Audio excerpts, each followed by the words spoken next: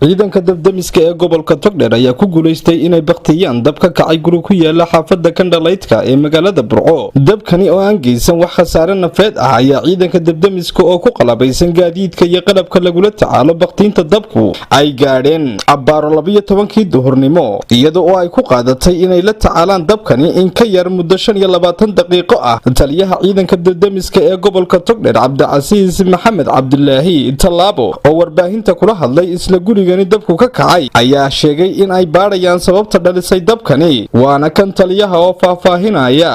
Aniga taliyaha ciidanka gobolka Togdheer waxaan qayla dhaan lagu soo dhacday oo soo garaacay saacad markay 12kii iyo barkii duhurnimo qayla dhaantaas oo ahayd guri gubanayo daara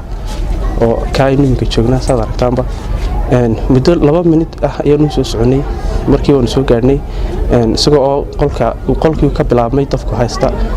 ayaan soo gaarnay isla markii halkii waan ku xakameynay xaafadana ah saad aragtaanba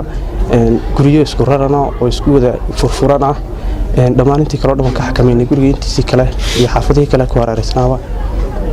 halkiisii marayay ayaan ciidanku ku xakameeyeen waan ku guuleysnay dabintiisa. waa fahmi kaysa xirsi Bulsha TV Burco.